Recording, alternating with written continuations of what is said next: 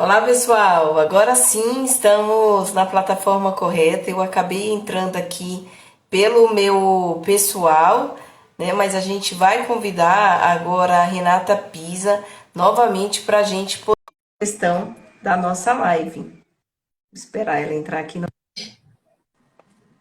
Agora sim. Oi, Renata, novamente. Oi, boa noite, Karina, tudo bom?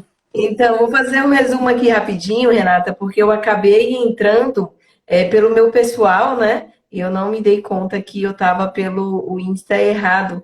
Então, o que que acontece, pessoal? Essa noite a gente vai estar falando sobre a postura e como que o mercado de trabalho necessita do profissional técnico em nutrição. E quando a gente pensa nesse profissional, eu preciso pensar no conjunto como um todo, no conhecimento técnico, na postura, em como ele tem que se manter em relação às condutas dessas não conformidades que são abordadas, né, no dia a dia, e principalmente como a gente pode estar falando aí com o nosso manipulador. Na noite de hoje a gente convidou aí a Renata Pisa, ela é nutricionista, a principal área de atuação dela sempre foi como consultora, e antes mesmo dela, antes não, né, paralelamente, ela foi aí nossa professora aí da instituição Senac, sempre trabalhou diante do técnico e acredita sim nesse profissional. E diante de todas essas situações que a gente comumente vê o técnico falando em relação às dificuldades de atuação, à insegurança, a presença do nutricionista como um todo, hoje eu convidei a Renata para poder estar tirando as nossas maiores dúvidas pertinentes, né, a esse medo, a esse trauma que o técnico tem, né, Renata? Sim, com certeza. Acabei fazendo um resumo. Ótimo, ótimo. A gente já tem um resumo pronto, né? Não, eu acho assim, primeiro em lugar, o profissional técnico de nutrição, ele não deve nunca se achar inferior a outro profissional, tá? A capacidade que esse profissional tem, a bagagem que ele traz da própria escola, do curso técnico que ele frequentou, é muito grande.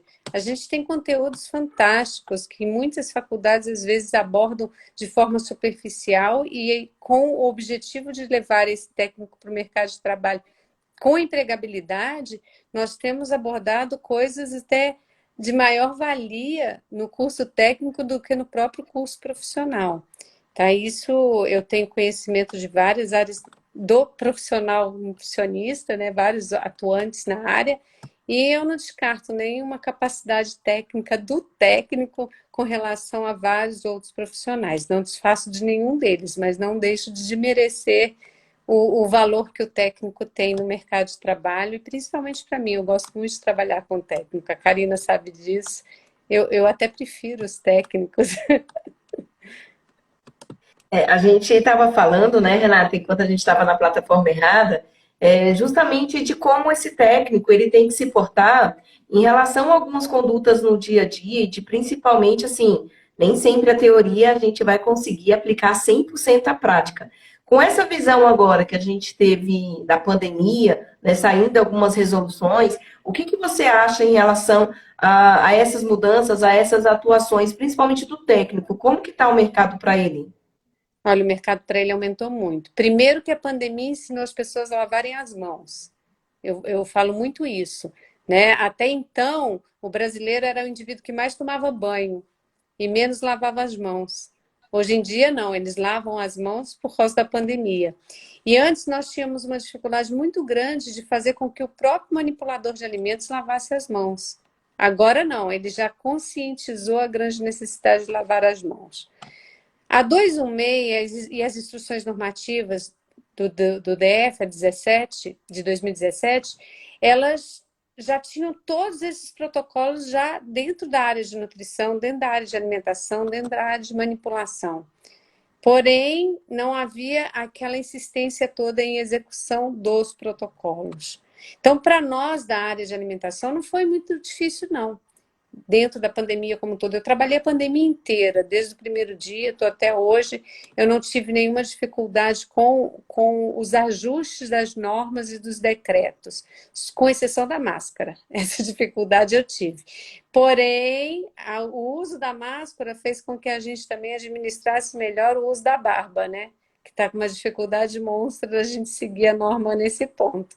Mas, assim, brincadeiras à parte, a gente acaba conseguindo trazer de volta o ideal. Mas para fazer com que as normas e decretos fossem executados, na pandemia, para mim, não teve tanta dificuldade, não. Eu consegui ajustar bem, porque todas as unidades que a gente tinha acesso já estavam implantando as boas práticas da 216. Então, alguns ajustes foram feitos. E os sustos, né? Acho que foi mais uma insegurança pessoal do que profissional. É claro que quando a gente pensa nessa pandemia, né, Renata, não tem como a gente, assim, lamentar muito o número de mortes, né, lamentar esse ocorrido da gente não poder estar junto, mas em lado profissional, isso foi muito bom, principalmente para o reconhecimento da nossa profissão, né? Existiam aí vários trabalhadores, vários empresários que às vezes não davam muito essa credibilidade, achava que era um profissional caro, e hoje, assim, para todos os lados, aumentou muito a procura do próprio técnico para poder estar auxiliando esses comerciantes, porque se não seguisse as regras, a vigilância não ia deixar eles abrirem para funcionar. E foi o que você falou, praticamente nada mudou em relação ao que a gente já sabe da 216, das outras legislações em si, né? Então, eu acredito que o mercado abriu bastante aí essa oportunidade para o técnico, né? E mais uma vez, fortalecendo aí a ideia de que ele realmente precisa ter o conhecimento prévio dessa legislação, né? Sim, abriu muito, mas aí é a hora que o técnico tem que dizer assim, abriu o mercado de trabalho, eu vou encarar isso e vou fazer com que eles sejam importantes para mim na minha profissão e que eu seja mais importante ainda para eles.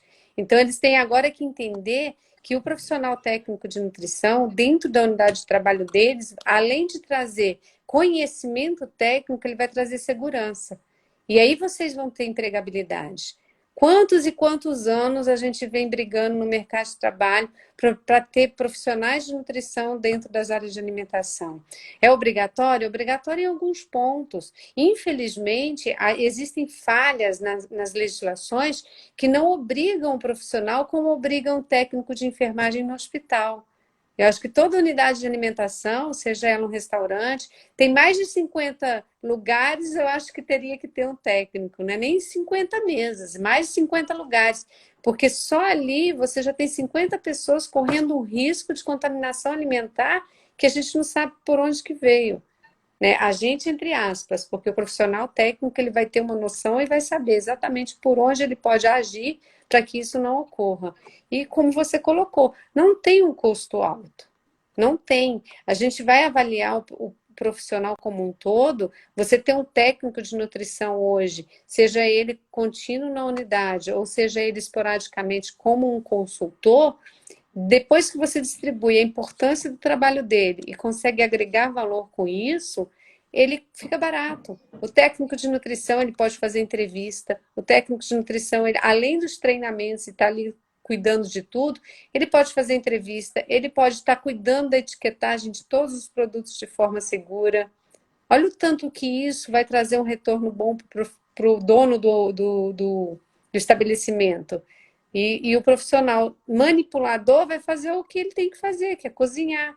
A gente cuida da organização, do processo como um todo, e o manipulador cozinha. A segurança vai ser muito grande, além de ele estar sendo treinado, né? Porque o técnico de nutrição também tem a obrigação de treinar o manipulador para fazer com que as boas práticas sejam implementadas e utilizadas, né? Porque a gente acaba usando, né, Renata? Foi bem bacana, você até entrou em um ponto que você falou várias atribuições que esse técnico ele pode estar fazendo, né? E hoje o técnico ele tem a cabeça muito fechada, achando que uma das únicas funções dele é só o manual de boas práticas, e não é, né? Não, e como a gente colocou no início, que acabou não entrando aí nessa plataforma, não é só um checklist. Não é isso? Porque quando a gente fala fazer o manual, gente, não é a coisa mais difícil do mundo, não, é a lei descrita. Porém, você tem que descrever a realidade da empresa. Ela não deverá, ela tem que ser. Então, quando você coloca lá, as janelas são teladas. As janelas são teladas, elas não deverão ser teladas. Então, você faz um checklist, adequa a unidade, monta o manual. Esse profissional técnico de nutrição tem capacidade técnica para fazer. Agora, o que, que adianta eu telar a janela e não cuidar dela para que se mantenha telada? Aí lá vem a fiscalização e fala, sua janela tem tela, mas a tela está rasgada. Então, é o checklist. Então, o técnico de nutrição, ele tem várias atuações para ser feitas, não só elaborar o manual. Ele tem que elaborar, implementar e acompanhar. O papel por si só, ele não vai fazer o serviço funcionar. Porque muitas vezes não precisa nem ter um manual. Você não tem um manual e faz a coisa acontecer. Aí o fiscal chega, não, tá tudo certinho, mas cadê o manual? Eu não tenho, então vamos fazer o manual. Você equilibrou o processo meio a meio. Aí as pessoas acham que é só ter um manual. E manual não é gibi. Né? Eu brinco muito. A Karina lembra de várias e várias empresas que procuravam. Muitas empresas nos procuram para ter o manual. Como se fosse um gibi, uma revistinha que você compra numa banca de jornais e põe lá na prateleira da empresa. Aí o fiscal chega, ele tira, né, aquele livrinho, aquele negocinho e entrega. Mas não é assim. Então a gente não está vendendo um material impresso que fala alguma coisa sobre a legislação. A gente tem que vender o nosso trabalho. Então, a última coisa que eu entrego para o dono da empresa é o manual. Ele não recebe o manual enquanto ele não implementar tudo. As pessoas falam assim, a primeira coisa que tem que fazer é o manual. Não. A primeira coisa que você tem que fazer é um checklist para fazer a coisa funcionar em cima da legislação. Segunda coisa, elaborar os procedimentos operacionais com base do seu checklist e realidade da empresa. Terceira e última coisa, manual de boas práticas. A fiscalização dá o prazo que você pedir, se você provar para ele que está executando o trabalho. Eu consigo 180 dias para fazer um manual. E as pessoas acham que porque o fiscal disse que vai passar a semana que vem pedir o manual, você só tem 15 dias para entregá-lo. Não é isso, Karina?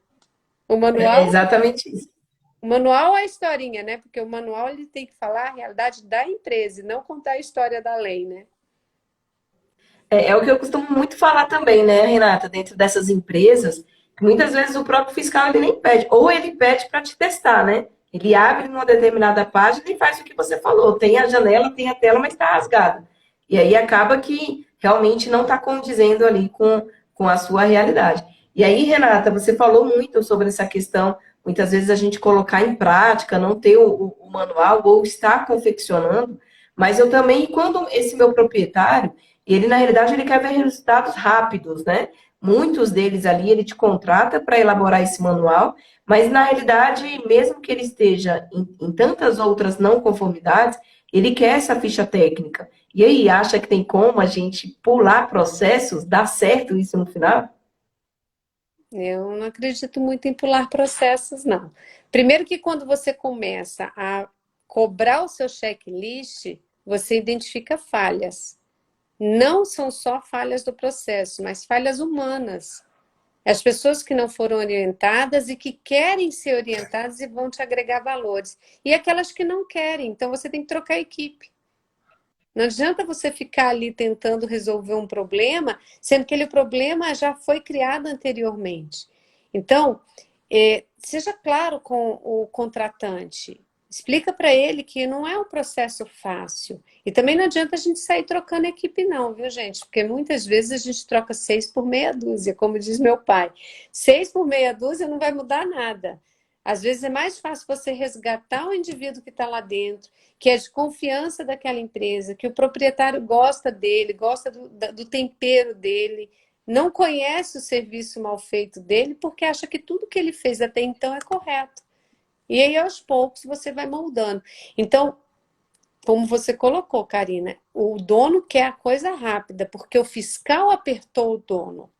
Muitas vezes a fiscalização, ela já vem cobrando de muitos e muitos outros momentos aquele processo que não saiu. Chega uma hora, ela estoura. Aí você aparece, o fiscal que te conta. Já fui lá não sei quantas vezes, já pedi não sei quantas vezes, já intimei não sei quantas vezes. O dono não, só fala assim, eles vieram aqui semana passada, me pediram isso. Aí você fica com a imagem denegrida da empresa para você restabelecer. Então, o bom profissional, quando ele se destaca no mercado de trabalho, a fiscalização acredita nele. Por mais que aquele cliente que você já esteja desacreditado no mercado da fiscalização, não no mercado de trabalho como um todo. Na fiscalização, porque os fiscais conhecem todo mundo. Como conhece a gente, viu? Vocês fiquem atentos. Não pisa na bola com o fiscal, não. Né? Que a coisa fica feia, né, Karina? Ah, com certeza. E aí, às vezes, você acaba fazendo seu nome, né? Principalmente como consultora, porque você vai estar atuando em outros estabelecimentos que deu certo, né? E aí, Renata, você como nutricionista, consultora, trabalhando aí nessa área e tendo vários estabelecimentos, muitas vezes você vai precisar contar de um apoio com o técnico e deixar esse estabelecimento na mão dele, que foi o que você me ensinou aí nos meus primeiros passos. Não, Qual que é o primeiro requisito, assim? Hã? eu faço até hoje isso. E aí eu queria saber, assim, qual que é o pré-requisito que você olha, que você cobra desse meu técnico, né? Considerando dois fatores. Um é o que você realmente cobra e que você espera dele. E o outro é considerando que ele não tem experiência, né? Ele Tá, não tem uma experiência ali comprovada. Enquanto você vai me falando, eu só vou fechar aqui essa minha porta aqui rapidinho. tá que nem eu, hein? É o seguinte, primeiro, eu não cobro experiência porque acho que todos nós temos o direito de aprender, né? Não é nem o dever, é o direito. E eu adoro ensinar, eu adoro mostrar como que a coisa funciona. E às vezes pegar uma pessoa já cheia de vícios me dá muito mais trabalho do que ensinar o cru, né? Igual você colocou, aquele que mal conhece o processo, ele conhece a lei, ele estudou, ele foi um bom aluno, mas ele com toda a insegurança dele, ele não consegue enxergar o processo. Eu adoro, eu mostro aquilo tudo, a gente trabalha junto. O que eu preciso desse técnico é força de vontade. Se ele tiver força de vontade para trabalhar e tiver interesse para estudar, continuar estudando, porque a gente só não pega o diploma e prega na parede. A gente pega o diploma, prega na parede, arruma um carimbo e abre um livro. Tem que continuar estudando. Porque você não vai montar uma ficha técnica como se fosse uma receita de bolo, né? Vários ingredientes.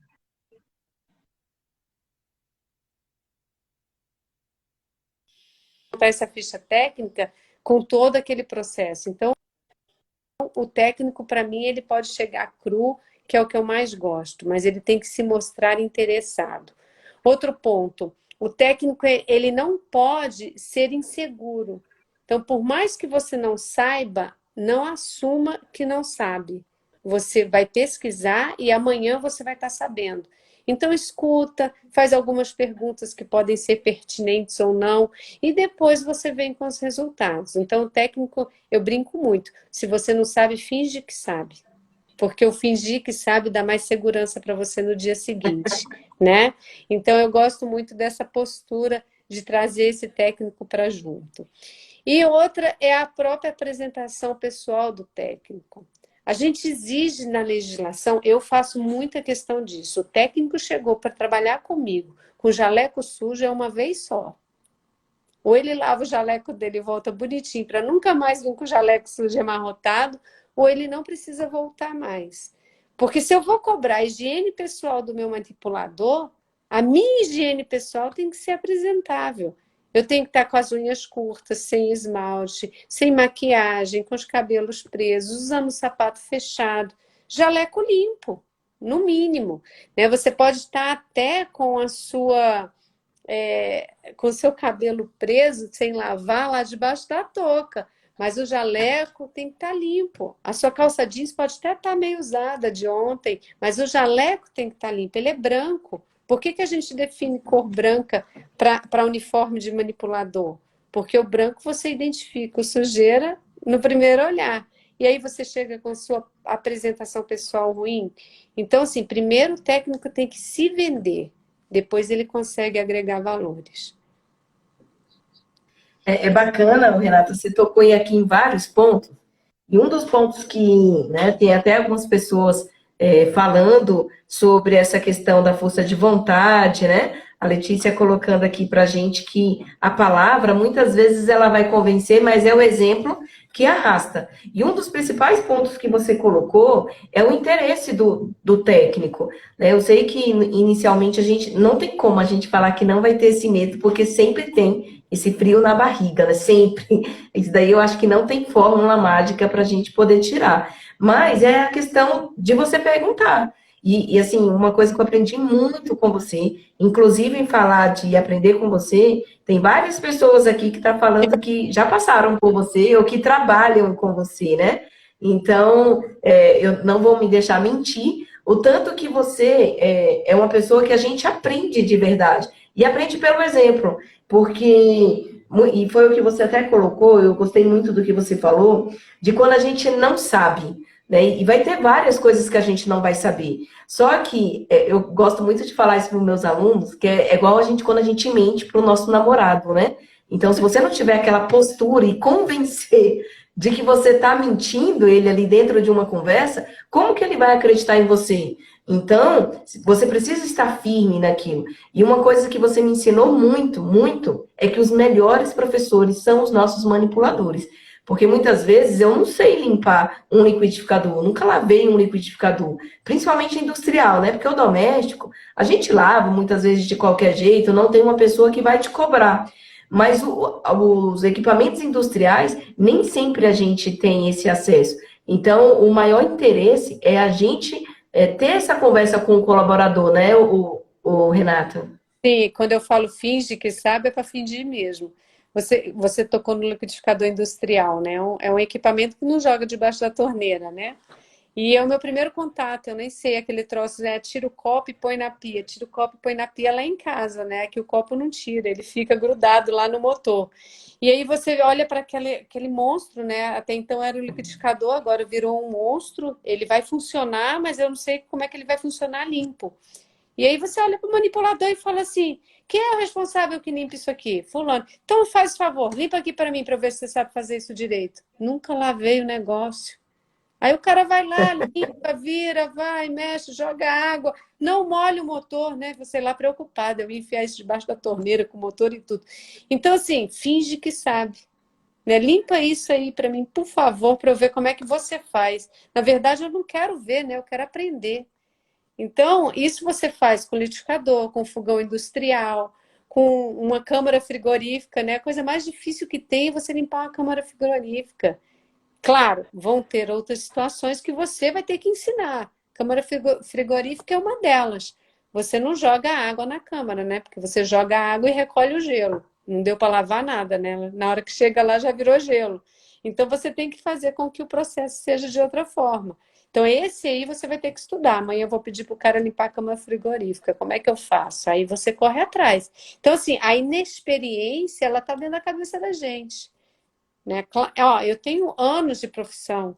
Eu acho que eu posso contar, né, Karina, que meus cabelos brancos são 26 anos dentro de uma cozinha industrial. Eu brinco muito com os funcionários. Vocês nem tinham nascido e eu já estava aqui dentro da cozinha. Né? Você estava lá na rua soltando pipa e eu aqui dentro da cozinha. Vai querer me enrolar agora?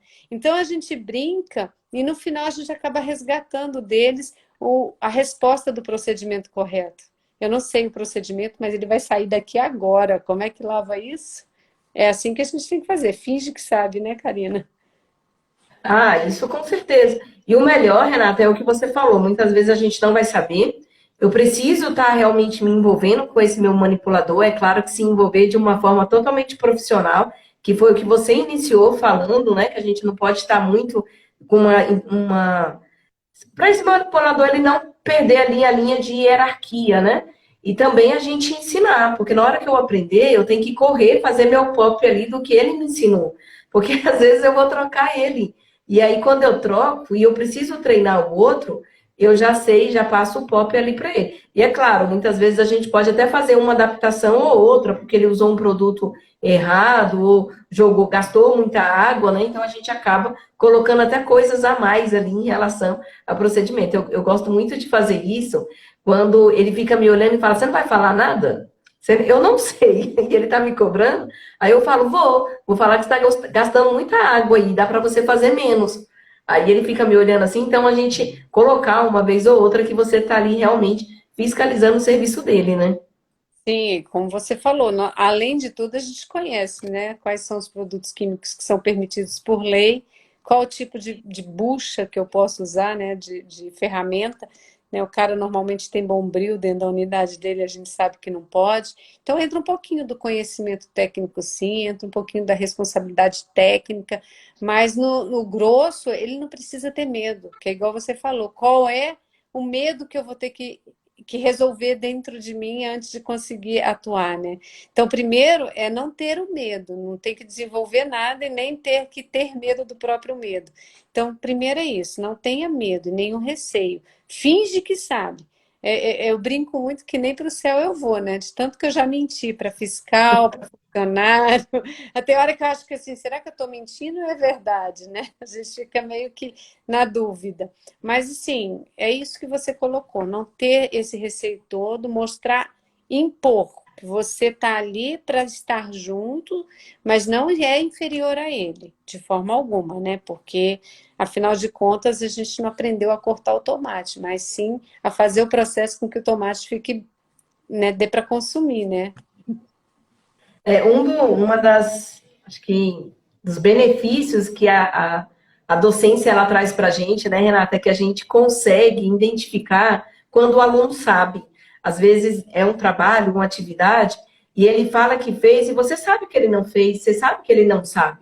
E o manipulador, ele tem isso com o técnico também, né? Às vezes o técnico está ali, acuado até na postura dele, que a postura dele vai ser de vitimar, às vezes ele se encolhe, e aí o manipulador, ele sabe que você está com medo, que você está insegura, que você é mulher, que você muitas vezes vai ter uma idade ali mais nova do que ele. Então a gente precisa muito desse perfil, e eu acho que o principal disso tudo, e aí, Renata, você até me corrige, você que tem uma experiência maior, mas o que a gente não pode ter medo é porque você precisa ter o conhecimento. Se você sabe, você pode até mentir do que você está falando, mas você sabe, você estudou, você tem aquela segurança. Agora prova que eu estou errada. Porque eu tenho um livro, eu tenho literatura, eu tenho algo que me respalda. Agora, quando você não tem a teoria, aí fica difícil, né, Renata? Não, a teoria você tem que ter. Afinal de contas, você não comprou o seu diploma, né? Você conquistou.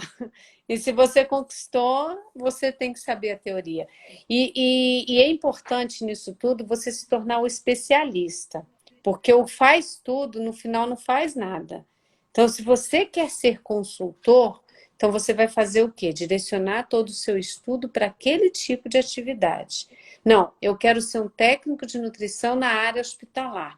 Então, eu vou me direcionar todo o meu estudo para aquela área hospitalar. Né? O especialista, no final, ele não faz nada. Eu costumo falar isso muito dentro da nutrição. O profissional nutricionista, a Karina também, ela sabe disso, ele quer clinicar.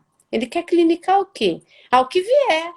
Se vier um atleta, eu estou clinicando. Se vier um gordinho, eu estou clinicando. Um diabético, eu estou clinicando. O que vier. Ele não é especialista. Ele acaba o quê? Se prejudicando com os próprios erros. Na medicina, você não vê isso. Quando você tem uma unha encravada, você não vai no ginecologista, nem no ortopedista. Você vai no cara que cuida da unha encravada. Não é? Então, o nutricionista, o profissional técnico em nutrição, ele tem que ser o quê? Especialista. Eu quero ser um profissional nutricionista, técnico ou nutricionista, que estarei atuando nesta área específica. Separa toda a literatura, vai no Google, vai aonde vocês tiverem acesso e pesquisa sobre aquilo. Não precisa também se aprofundar. Dá uma lida, que na hora que você fingir que sabe, você sabe. Você vai achar o negócio lá e, opa, não estou fingindo, não, eu sei. Eu achei que não sabia. Então, é muito importante isso, vocês entenderem o conhecimento do que vocês estão fazendo, conhecer o seu trabalho. Fazer um bolo sem a receita escrita não vai sair bolo, vai ser panqueca, eu acho. E muitas vezes, né, Renata, é engraçado você estar falando aí da questão até da receita do bolo, porque quando você entende que por mais que você fez o bolo e ele saiu errado, eu preciso entender aonde foi que eu errei. Né? Então é engraçado assim, minha mãe, ela. Mãe é mãe, né? Faz de tudo para ali estar agradando ali a questão dos filhos, como um todo. E uma vez ela foi fazer aqui uma preparação de um miojo. E ela falou assim, eu nunca fiz um miojo. Como é que faz? E ela foi seguir a receita. E na receita estava errado. E saiu todo errado, né? Saiu muito aguado, não era aquela coisa ali como todo. E depois ela falou, não, acho que essa receita está errada. Eu vou diminuir a água, vou pegar esse macarrão aqui, vou preparar para fazer uma sopa. Aí botou verdura, botou um monte de coisa ali dentro daquela preparação. Ou seja, muitas vezes, quando você pega essa teoria, você precisa saber onde você errou. Então, não é o fazer por fazer, o fazer porque está escrito, né? Ah, já tinha muitas vezes, por exemplo, eu chego para trabalhar na unidade que você trabalhava. E já tem o POP, já tem a ficha técnica, já tem o manual. Só que muitas vezes, será que ele está condizendo com a realidade daquela equipe? Se eu errei, aonde que eu posso? O que foi que eu errei? É uma legislação porque muda, né, Renata? A gente precisa verificar que a legislação está mudando o tempo todo. E aonde foi que mudou? Eu preciso, então, não é errado eu errar. O errado é você não saber por que você errou. Esse que é o problema maior. Isso é verdade. A própria legislação. A 216/04 é de 2004. Quantos anos? 17 anos, vai fazer 18 agora. 2004. Dentro da legislação da 216, existem várias falhas. Aí vieram as instruções normativas. A última que a gente tem, Instrução Normativa 16 de 2017. Essa instrução normativa ajustou alguns pontos da 216. O profissional técnico em nutrição sabe quais são? É proibido unha comprida, é permitido maquiagem? Na 216 é proibido. Na instrução normativa 16/17 já é permitido. Então, houve uma flexibilidade de um processo que antes era engessado. Aí vai lá na documentação que você relatou. Você pega a documentação que foi feita por um outro profissional, que estava correta até então, porém não tinha a revisão da instrução normativa 16. E lá está, é proibido o uso de maquiagem. Quando você faz um termo de responsabilidade para o seu manipulador de alimentos seguir, no termo está escrito que é proibido o uso de maquiagem. Aí a Renata vai ser contratada, ela fala assim, não vai? Não. Lá na outra empresa, a minha nutricionista deixava eu usar maquiagem. Como que eu não vou usar aqui? Aí quem está errado? O novo profissional que você está contratando ou você que não se atualizou na legislação e não conferiu a documentação? Então nós temos que estar confiantes no que a gente está implantando. Conhecer de novo a lei, né?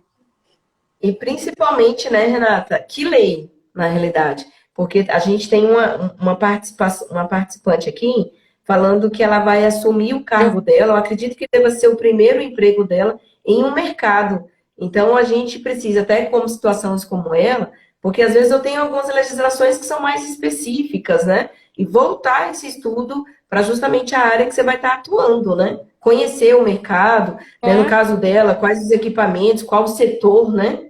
Não, e todo mundo acha que mercado só põe a coisa na prateleira e vende, né? Quando você entra no lado de dentro, lá nos bastidores do mercado, aquilo é um mundo de manipulação. Um mundo. E se você não tiver cuidado em ajustar esse mundo, é funcionário cortando melancia numa mesinha do lado da porta do banheiro. Porque ali é o único lugar que ele achou para cortar a melancia, porque o cliente não quer levar a melancia inteira, ele quer levar ela cortadinha. Né? Então você vai ajustando esse processo e aí que eu vou sair correndo daqui porque o cara corta a melancia do lado da porta do banheiro? Não, eu vou procurar um outro lugar para pôr essa mesinha para ele cortar essa melancia de forma mais higiênica. Eu vou resolver esse problema. Porque é muito fácil também chegar, né, Karina, num local que está tudo certinho.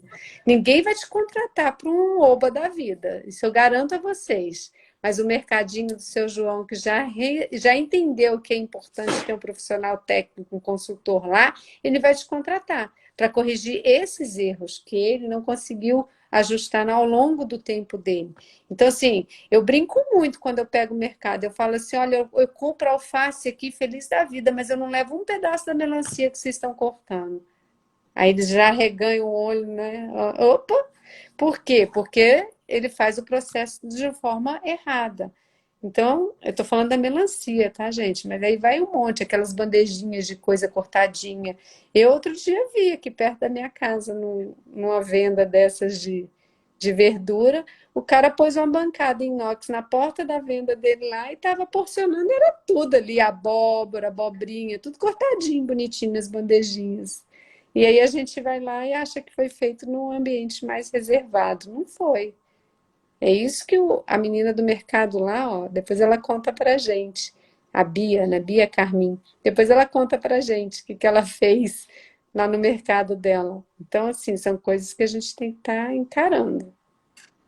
E até a gente pensar, né, Renata, você falando aí que não compra melancia e tantas outras coisas que eu não como na rua, porque às vezes a gente vê o processo ou já sabe que esse processo ele não ocorreu, né? Tipo, salada de fruta é meu trauma, eu não como de jeito nenhum. Não consigo. Então, acho que eu ainda tenho que passar por uma terapia para eu poder consumir a salada de fruta, porque você automaticamente você pensa nesse fluxograma, higienizou as mãos, a salada passou pelo cloro, não passou. Então, você acaba vivendo isso. E foi o que você falou. Quando a gente coloca isso em casa, você começa a desenhar algumas coisas, né? O fluxograma, o perfil, o seu olhar, ele acaba se tornando mais crítico. E em cima dessa criticidade, o primeiro, ele nunca vai ser igual, né? A gente vai cometer vários erros, vai demorar muito, né, Renata? Eu lembro acho que nas nossas primeiras visitas, você falava que eu não tenho que ficar refletindo sobre o erro. Eu tenho que procurar o erro e ser rápida. Esse é o principal diferencial do consultor, né, Renata? Você está Tem, vendo o problema ali na frente, tem que resolver logo ele, não tem que ficar dialogando com ele, né? tem que ser rápido. Tem que ser muito rápido, porque o tempo que você perde para dialogar é um tempo que você já deveria ter corrigido o processo.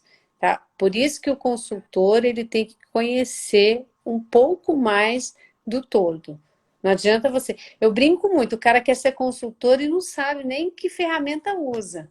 Então, primeiro ele tem que conhecer as ferramentas, ele tem que estar ciente do que ele vai enfrentar e assumir a consultoria. A consultoria, no mercado de hoje, é uma grande saída porque as pessoas não querem ter o profissional ali dentro da empresa o tempo todo.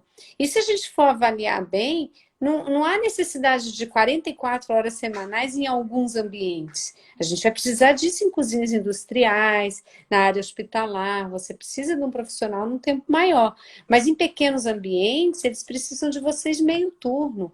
Às vezes, 3 vezes por semana, a Karina sabe, quando a gente trabalhava juntas, não era todos os dias. A gente já tem de 3, 4 empresas e vai 1 ou 2 vezes em cada uma. Então, são procedimentos que você tem que repartir mais contínua, né? Mais ajustável. Aí tem até alguns alunos aqui, né, alguns participantes falando que também não come fruta, como é o caso da Kátia, mas a gente não tem que seguir o que eu falo. A gente tem que ir atrás para poder. Tem até uma aluna aqui, a Ellen, ela falou que come o pessoal cortando repolho no chão, né? Então a gente procurar estratégias para poder mudar. Quem sabe no ali que a gente oferece ali o nosso currículo, o nosso serviço, né, Renata? A gente não pode correr desse tipo de situação, não, muito pelo contrário. Né? Eu vi acontecendo aquilo ali na porta, eu sou um profissional da área, se você precisar de ajuda, eu estou à disposição, quiser conversar, para ver o que eu posso fazer com que a gente desenvolva um procedimento adequado para vocês. Adoro o seu local de trabalho, venho sempre aqui, gosto muito do seu produto, mas infelizmente você está denegrindo a tua imagem com aquilo ali. Não desfaz do negócio dele e se coloca importante para somar. Entendeu? Dá para comer fruta fora de casa. Eu brinco muito, não é nem com a fruta. Eu não como torta de morango em lugar que eu não conheço como morango é lavado. Às vezes a salada de fruta eu até como, porque espreme a laranja, tem aquele ácido todo, vai que mata, né? Mas o processo, ele é complicado. Se a gente for pensar do jeito que a Karina colocou, eu acho que a gente não vai nem comer mais na rua, nunca mais, né? É interessante falar isso, Renata, porque algumas coisas eu acabo não comendo, porque eu penso no processo. Mas quando eu penso no processo, nas unidades que eu trabalho, eu executo esse processo certinho, né? E é bem interessante, eu queria até que você pontuasse aí pra gente a questão desse meu primeiro emprego. Você acha que eu posso estar já me oferecendo em unidades? Qual que seria a primeira unidade que você poderia me indicar para eu poder trabalhar? Eu te digo o seguinte, faça uma boa carta de apresentação, não enfeita muito com o currículo, coloque que você é um conhecedor da legislação, uma boa carta de apresentação, profissional formado, recém-formado, técnico em nutrição, conheço bem a legislação, posso estar somando e crescendo profissionalmente com vocês, e não ter aquela ambição de ganhar muito no primeiro emprego. A gente tem que ter o primeiro emprego justamente como um degrau que você vai começar a subir. E esse degrau ele não é alto, né? A gente sempre começa do degrau mais próximo do chão.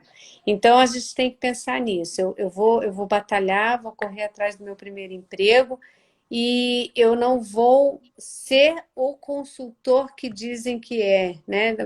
Ah, eu ganho tantos reais por hora de trabalho. Você ganhou isso a vida inteira? Não. Eu, na minha época, estágio não era nem remunerado, né? Eu trabalhava de graça para ser estagiária. Eu levei mais um semestre na UNB, eu atrasei meu curso em 6 meses para poder ter estágio no meu currículo, porque eu abria, na época era jornal, eu abria o jornal e vinha lá, contrate-se nutricionista com experiência mínima de 6 meses. Qual profissional recém-formado tem experiência mínima de 6 meses?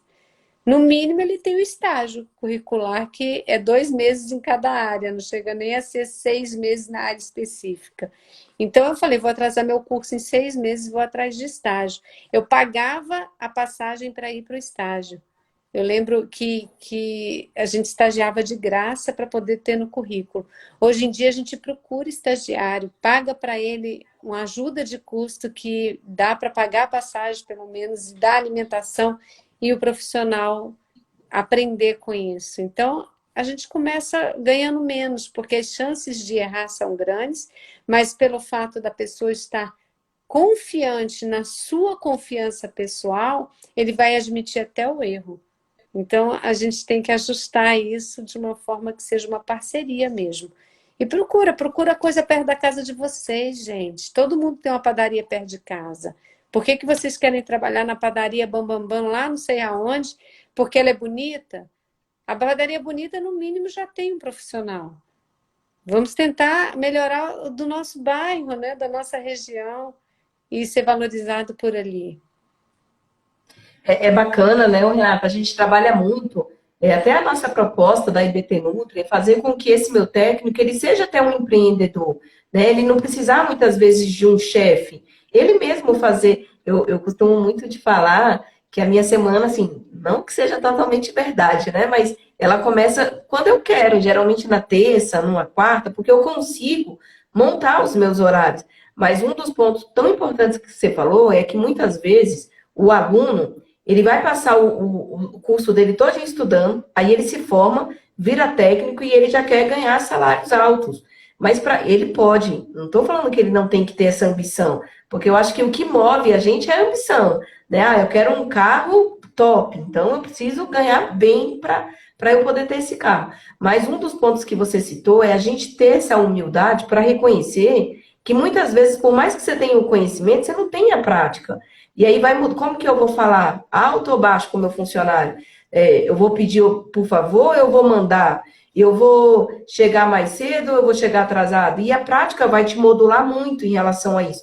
E hoje, infelizmente, algumas escolas estão perdendo, né, o estágio, como é o caso do Senac, a gente não tem mais o estágio da escola. E essa dica que você colocou é tão importante, né, Renata, da gente poder procurar até um estágio voluntário, né? De você se candidatar ali para poder colocar a sua postura em prática, né?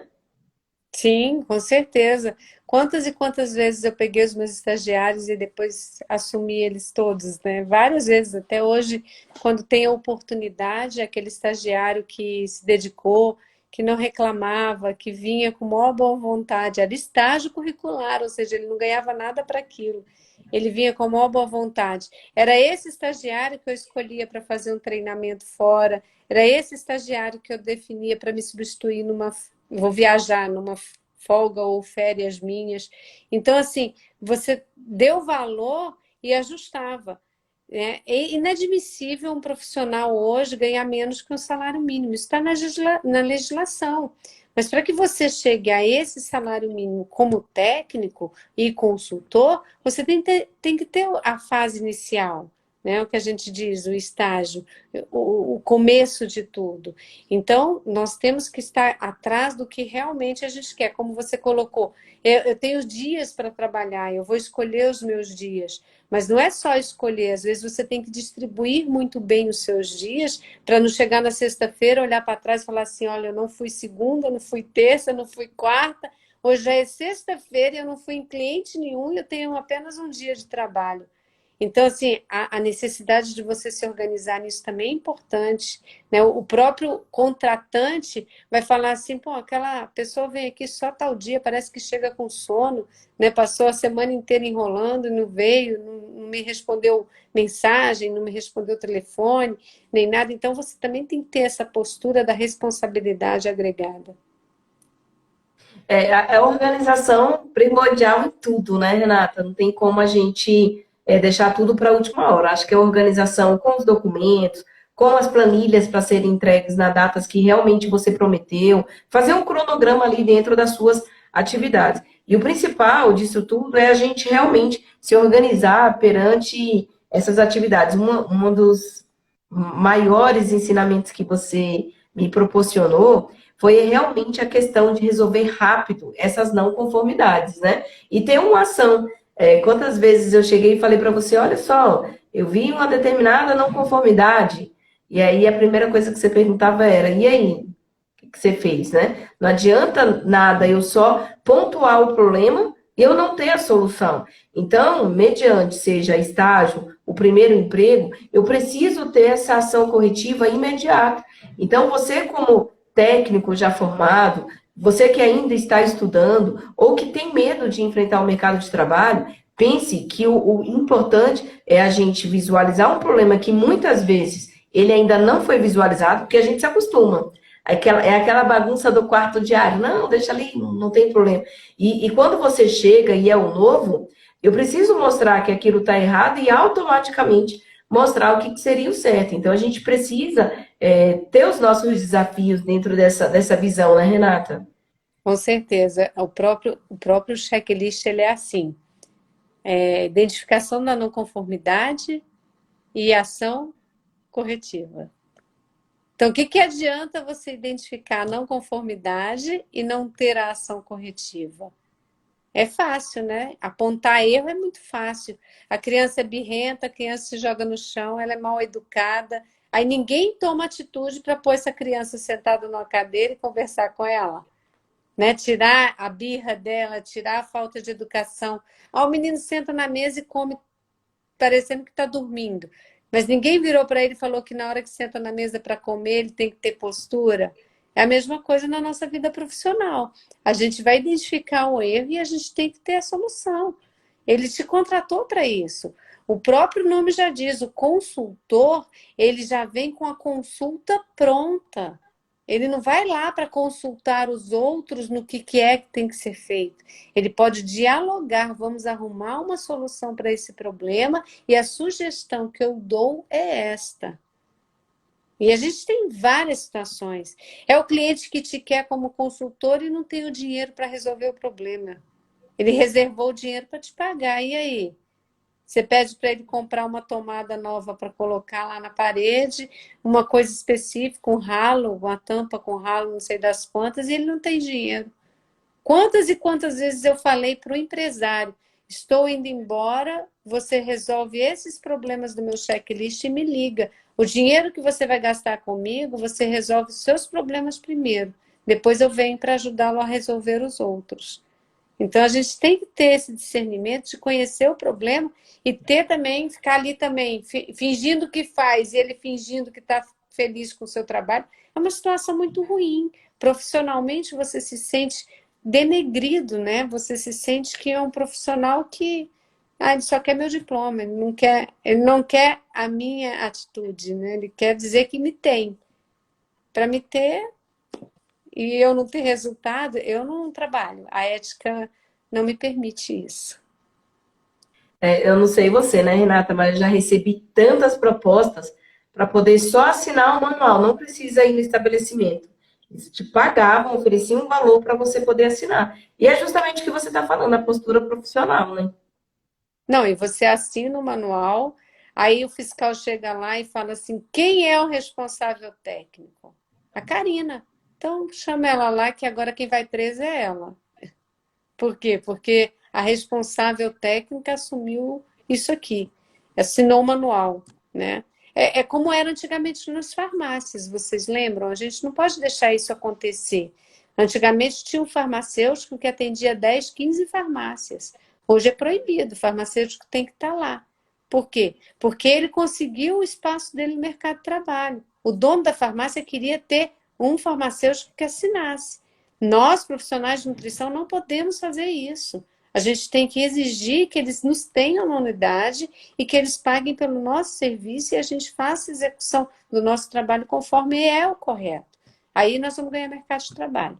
Se a gente ficar assinando só, como você colocou, Carolina, eu também não faço isso, nunca fiz.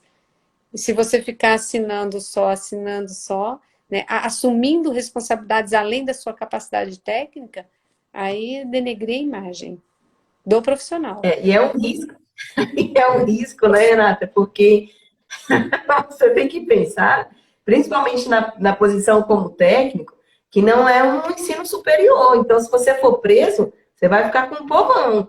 Então, eu acho bem complicado quando a gente pensa por esse lado. E o que eu penso muito é que é meu nome. Então, quando você vê, é Karina Vale que está assinando, eu posso ali comer, né? Eu tenho um nome no mercado a zelar. E aí você assina qualquer documento, e muitas vezes o fiscal já fala, ela já estava num ambiente que não era muito legal. Então, você também faz a tua experiência pelo nome, né? Sim, é o que eu falei no início. O fiscal sabe quem você é profissionalmente. Quando você pede para ele aumentar o prazo para um certo documento que ele exigiu, ele vai aumentar o prazo porque ele confia no seu trabalho. Porque ninguém faz manual de boas práticas em 15 dias. Se aparecer um profissional dizendo que faz o manual em 15 dias, o fiscal vai duvidar dele. Ele faz, mas ele não executa. Ele escreve, mas ele não faz acontecer a realidade conforme o que está escrito. Então, quando eu pego uma documentação para ser montada, é no mínimo 90 dias. No mínimo. E o fiscal me dá 90, o fiscal me dá 120. Eu peço até 180 dias para implantar um manual e eles me dão, sem medo de ser feliz. Mas por quê? Como você colocou, eu não assino qualquer coisa. Eles sabem que o que eu assumo responsável, tecnicamente falando, como responsável técnica, eu estou dando a minha palavra e o meu conhecimento técnico de que a coisa vai funcionar. E é isso que vocês têm que fazer, gente, se valorizar. Se você não valorizar o seu nome, ninguém vai valorizar o seu trabalho. Bacana, Renata, porque hoje tudo que a gente tem é o nome, né? A única coisa, né, Karina? Exatamente. Renata, eu queria te agradecer. Nosso tempo a gente já está chegando aqui ao final. É bem rapidinho que passou, né? E é tão importante essa sua participação, e principalmente essa última fala, porque seu nome tem um nome muito pesado no mercado, né? Hoje a gente sabe, quando fala no seu nome, a gente interliga com vários fiscais, com vários estabelecimentos. Aqui a gente viu que o tanto de pessoas que falaram que tiveram aula com você, trabalharam com você, e é isso, um consultor é o exemplo da sua personalidade, né? Firme, e principalmente do que você está falando, né? Então, eu só tenho que te agradecer, obrigada pela sua participação aqui, e principalmente as suas dicas, tá bom? Ô, Karina, eu que agradeço pelo convite e querendo, a gente está aí. Pode conversar, posso ajudá-los. Se os seus técnicos quiserem também depois conversar sobre alguma documentação, como se apresentar numa empresa no primeiro momento, eu estou à disposição, tá bom? Obrigada, Renata. E é bem bacana, Renata, só para a gente realmente encerrar, e eu queria até te falar isso ao vivo, né? Que a gente é muito importante a gente ter alguém como exemplo, né? Então, quando você pega um exemplo, e principalmente assim, um exemplo ou positivo ou negativo, né? Muitas vezes você fala que é um profissional negativo que você nunca vai ser como ele. Ou um profissional positivo, né, que você quer seguir os passos. E hoje eu devo toda a minha carreira, toda a minha trilha a você. Então, a sua postura, a identificação rápida das não conformidades e, principalmente, uma coisa que eu já, dentre várias outras coisas, é a gente muitas vezes não ter pena desse manipulador, né? Da forma, da postura, de se colocar ali, ah, coitadinho, é muita coisa para fazer. Então, eu quero te agradecer mais uma vez durante todos esses anos aí. Acho que a gente nem precisa falar quantos anos, né? Foi meu primeiro estágio, meu primeiro emprego, e eu espero que você ainda se lembre que na noite da minha formação você me falou que meu presente seria meu primeiro emprego, porque eu fui sua estagiária e você me presenteou com um emprego. Saí de estágio e fui virar nutricionista da noite para o dia. Então, meu muito obrigada, viu? E eu desejo a todos vocês que realmente tenham alguém a se espelhar, porque eu acredito que a nossa caminhada sempre é mais fácil quando a gente tem um ponto de referência. Karina, eu só tenho a agradecer a você e a tudo isso que você colocou. Eu planto para colher, né? E eu acho que eu tenho colhido bons frutos. Você é um deles, né? E eu não me arrependo em minuto de ter te dado essa oportunidade do primeiro emprego, de ter te ajudado a ir para o Senac. Eu fico tão orgulhosa quando eu vejo a professora Karina, que era aquela nutricionista Karina que virou essa professora. Então, assim, tudo isso me enche de orgulhos, tá bom? E como você, eu já fiz várias outras e quero fazer muito mais, tá? Eu não tenho esse receio, eu acho que o mercado de trabalho está aí, os bons profissionais estão aí e o ensinamento ele foi feito para ser passado. Eu não vou levar nada desse mundo, né? Então a gente passa para você e eu fico feliz, tá bom? E eu também aprendo Tá muito com ótimo. os outros. É o dia a dia a gente aprendendo, né? Tá? Fiquem com Deus e muito obrigada pela oportunidade. Imagina. Tchau, pessoal. Tchau, Renata. Obrigada, viu? Eu que agradeço. Beijo. Tchau, tchau. Tchau.